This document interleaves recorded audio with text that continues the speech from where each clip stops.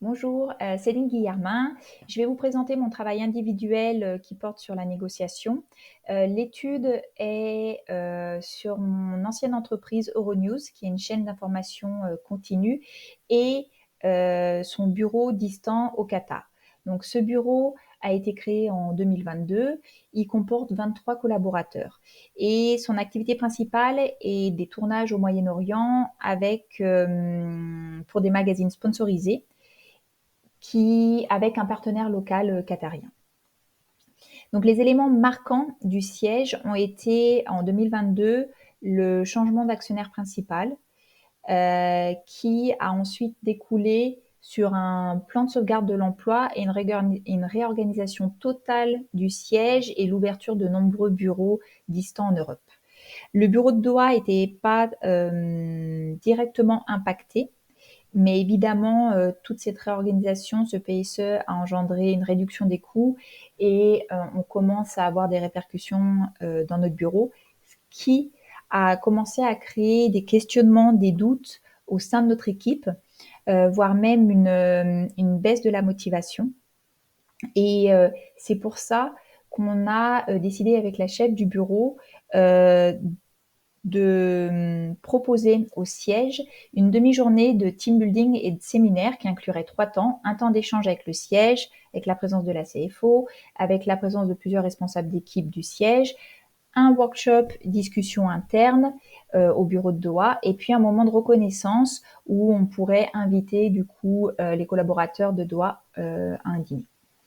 Donc, l'enjeu de la négociation, évidemment, c'est d'obtenir l'engagement de la CFO pour elle et ses équipes et l'obtention du budget malgré la réduction des coûts et d'un planning chargé.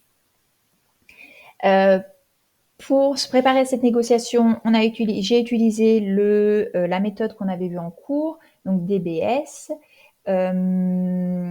J'ai commencé par le diagnostic du contexte relationnel. En bleu, le personnel du siège, en orange, le personnel du Qatar. Et le négociateur serait à Doha moi-même. Et pour le siège, ça serait la responsable du contrôle de gestion, qui est une personne qui travaille en étroite collaboration avec la CFO, qui est aussi la CEO par intérim, et qui a la CFO a confiance en cette personne. Moi-même, j'ai une bonne relation avec cette personne puisqu'avant mon expatriation au Qatar, j'ai travaillé 15 ans au siège et travaillé régulièrement avec celle-ci. J'ai aussi noté des négociateurs indirects, le responsable éditorial et le responsable de production du siège, et puis la chef du bureau à Doha. Ce sont des personnes qui parlent régulièrement, alors surtout ceux du siège, avec la CFO.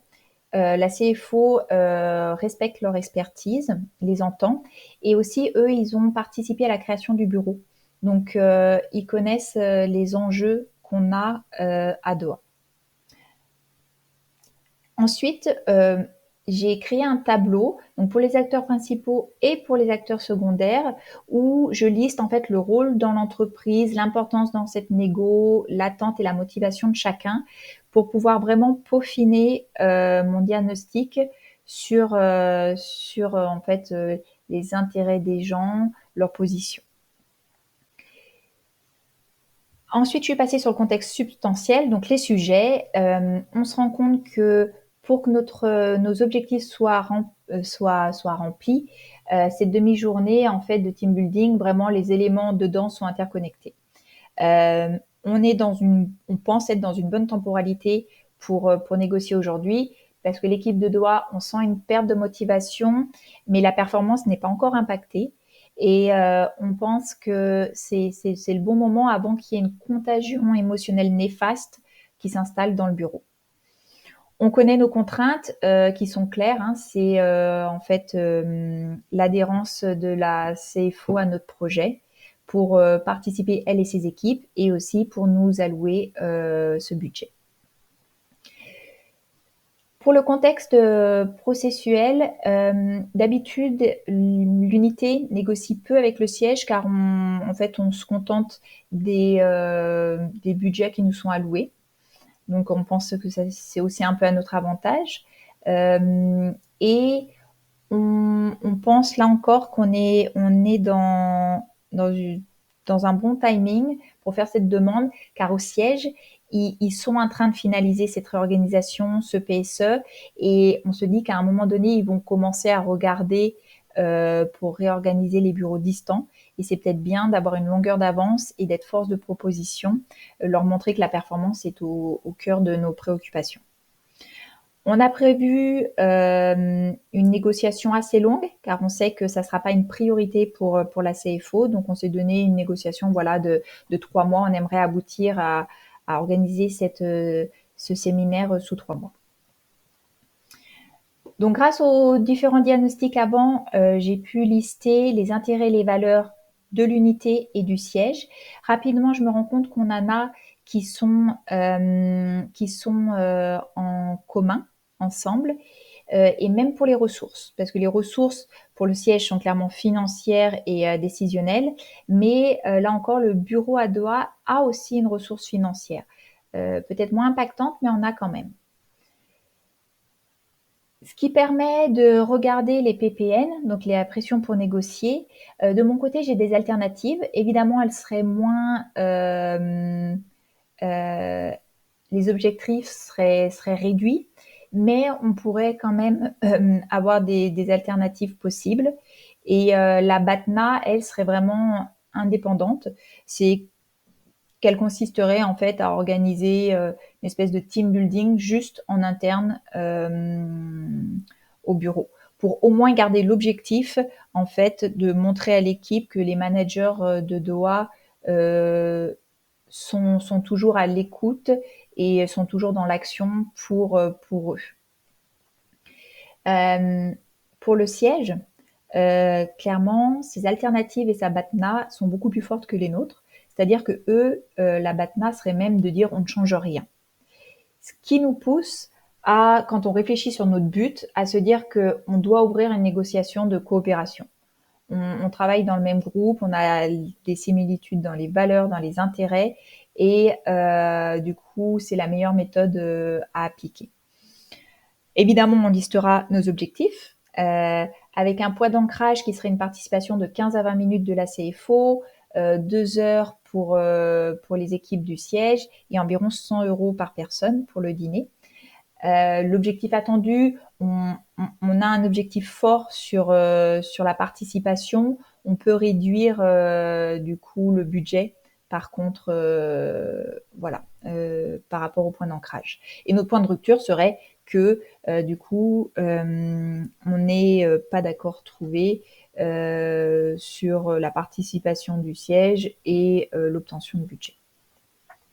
Donc, nos stratégies, elle va porter sur les 3 points, quoi, qui et comment.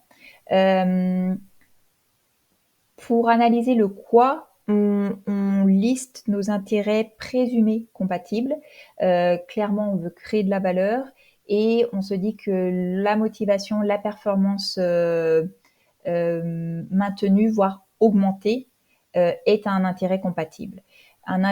Pour les intérêts incompatibles, on a le financier, on en a déjà parlé, mais on a là aussi des arguments. On pourra expliquer que l'année précédente, on a en fait transféré une partie de notre budget de production à un autre département qui en avait besoin, et donc le contrôle de gestion était venu nous demander en fait d'aider ce département. Et puis le temps, c'est la CFO qui depuis la création du bureau devait venir à Doha rencontrer l'équipe. Avec les circonstances, elle n'a pas pu, et cette visio permettrait déjà de créer un lien avec l'équipe sans se déplacer. Donc sur le qui, on va bien évidemment insister pour coopérer et satisfaire la responsable du contrôle de gestion, et on va s'appuyer sur l'élément qu'on demande une réaffectation d'un excédentaire du budget de production du bureau de Doha pour ce séminaire. On ne demande pas une enveloppe budgétaire supplémentaire. Et puis, on va s'appuyer sur nos responsables éditoriales et production du siège, comme je disais, qui peuvent vraiment être des alliés pour nous, voilà, et travailler un peu en souterrain pour que notre projet soit entendu par la CFO. Le comment, on l'a dit, processus de coopération.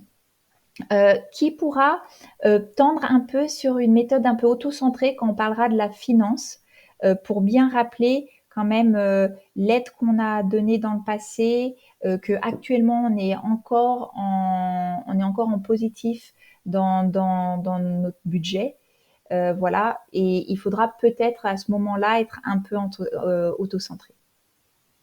Et par rapport au temps, donc on va travailler vraiment cette négo en négociation et à l'écoute, c'est-à-dire qu'on va jouer l'empathie pour bien expliquer à la responsable du contrôle de gestion qu'on entend en fait les problématiques du siège, mais que on attend une réciprocité également de son côté.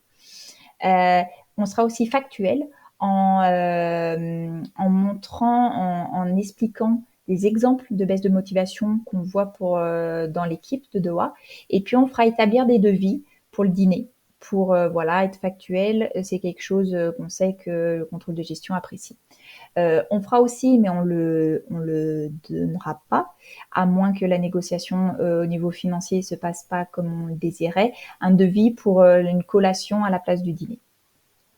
Et enfin, on poussera aussi sur le fait que le bureau de Doha est connu pour être, pour le COMEX, comme le bureau exemple distant, et que du coup, c'est grâce à la gestion des managers et que donc ça nous donne une légitimité et que notre demande est du coup réelle et basée sur des faits. Voilà, je vous remercie.